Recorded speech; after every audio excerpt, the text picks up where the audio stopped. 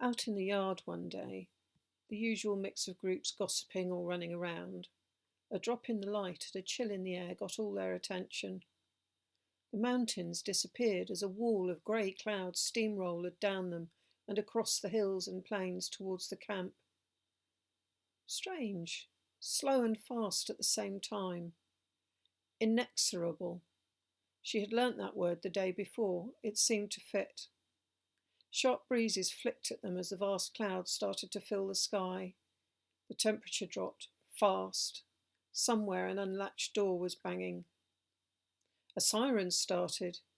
It made her think of the last time she'd heard that wailing.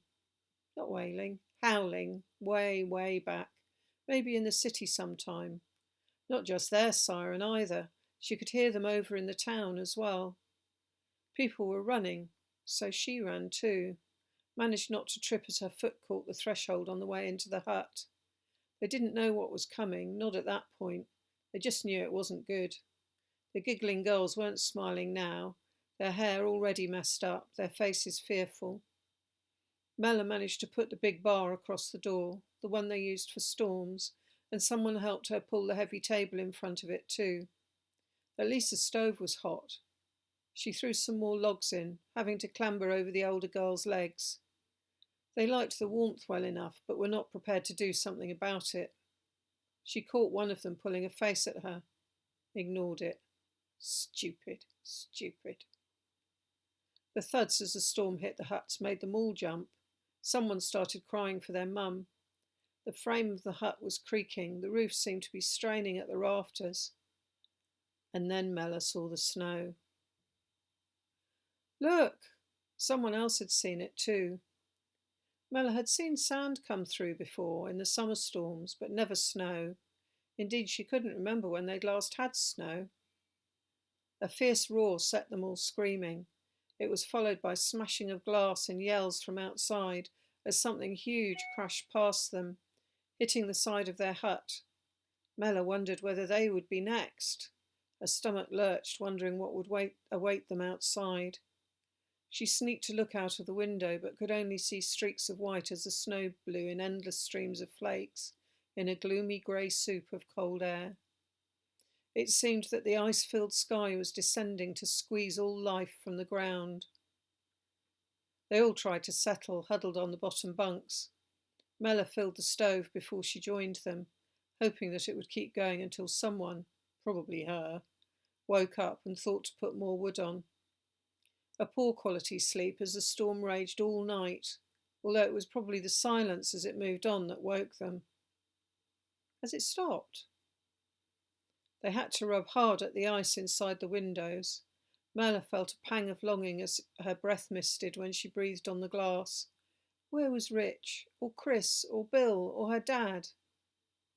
Outside, the world was white, unknown shapes blanketed and barely discernible in the snow. Be careful! Mella ran to stop the girls from pulling the door open, but was too late. As soon as the table and bar were removed, the doors fell open and a pile of snow cascaded into the hut.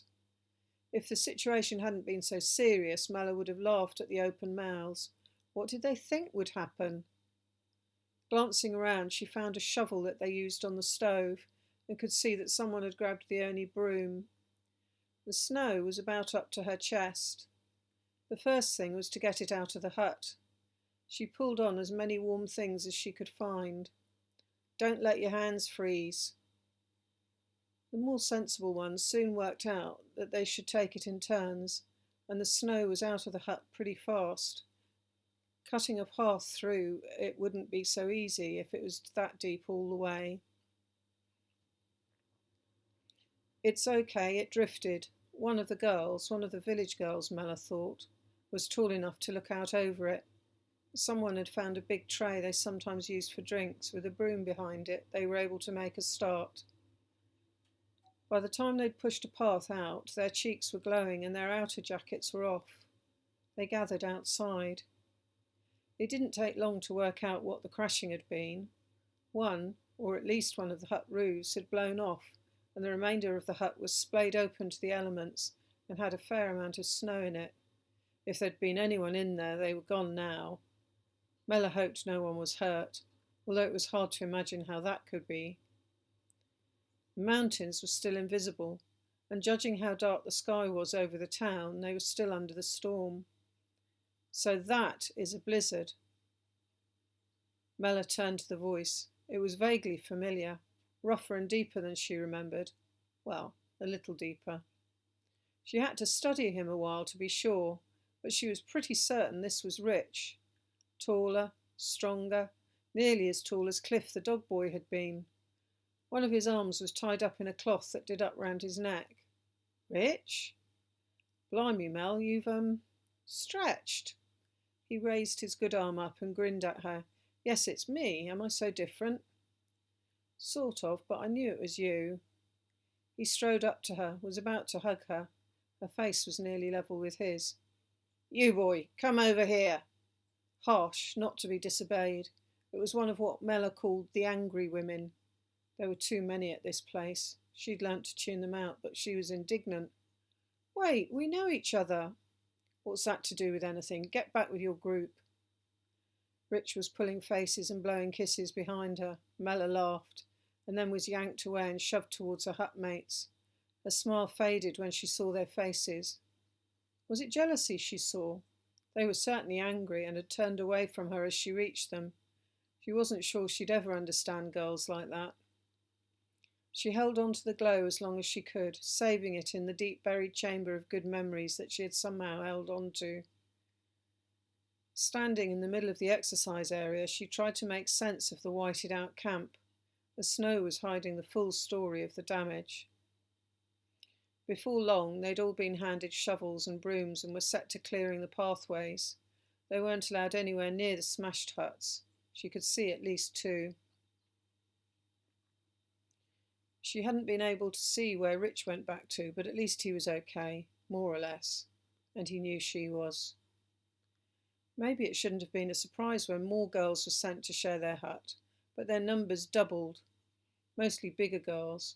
When they laughed at Mella and her friends playing their music, she knew things were going to be uncomfortable, and when one of them smashed her friend's guitar, she knew things were going to be bad, really bad.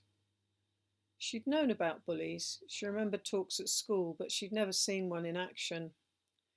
This one made Grumpy Deb look like a pussycat. Mella tried to keep out of her way, to watch her in action from the shadows. She looked okay, didn't fit Mella's idea of someone strong and scowly, but when you looked closer at her pursed lips and her watchful eyes, and heard her over-loud laugh, the clues were there.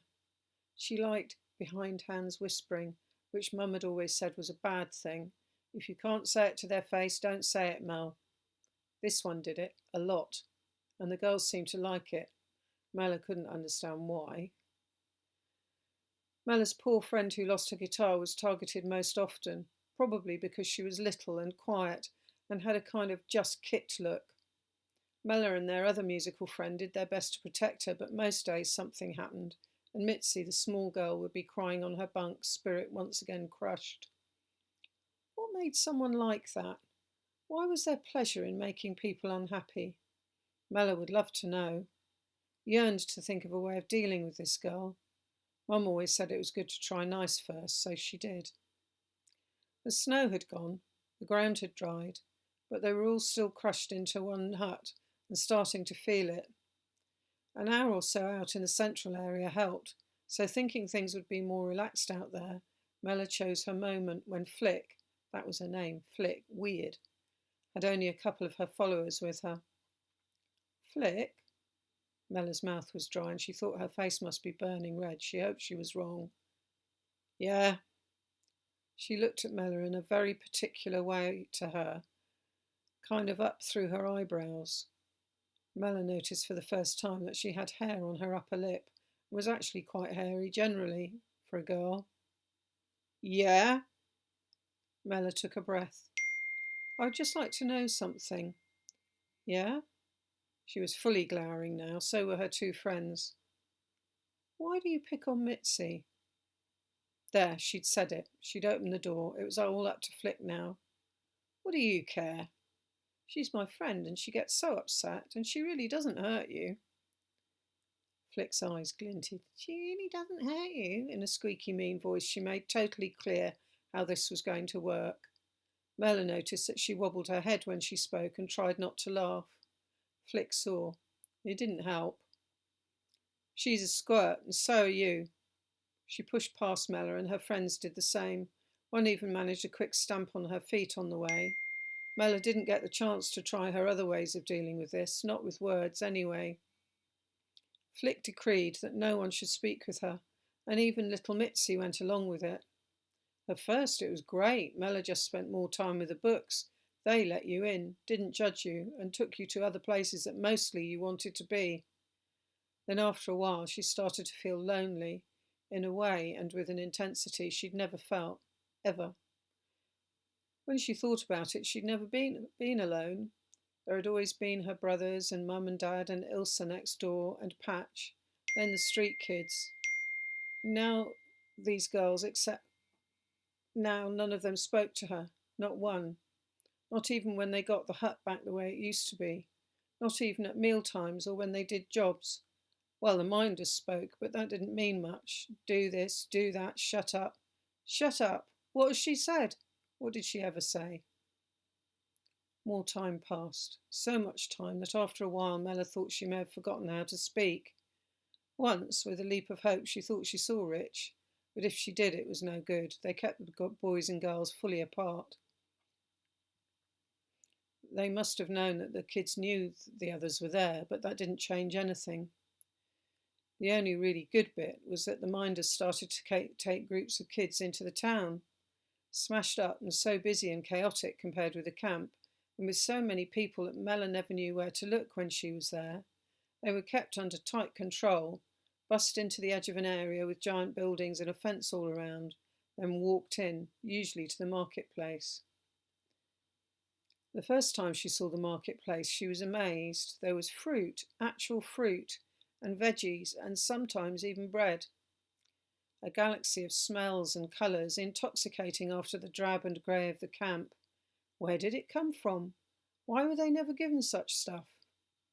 She was even more surprised the first time when they were allowed to choose a piece of fruit, one each, to have, but with strict instructions to eat it before getting back. She just about remembered the names of things. Apples, pears, plums, peaches. Never bananas. She would have loved a banana, but they'd more or less stopped coming before the bad stuff happened. The people were so colourful, and sometimes Mella thought she heard music, but maybe she just hoped she did. So many sights and sounds to reflect on back in her bunk. Mella found herself thinking often about life on the streets, all sorts of downs, but ups too.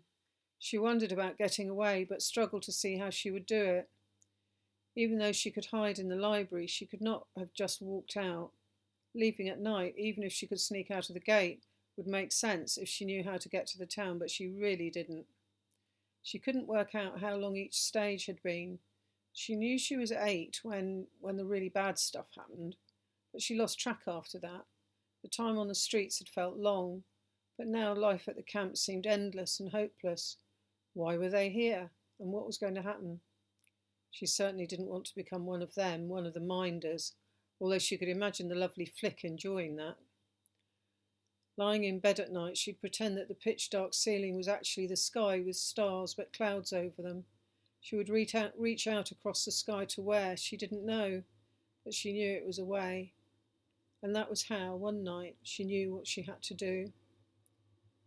So it was that the next time they were due to go to the market, she made sure she had her strongest shoes on and her best-fitting clothes, and even though the day was warm, she wore her jumper. Stepping on the bus, she didn't look back, not even for Rich.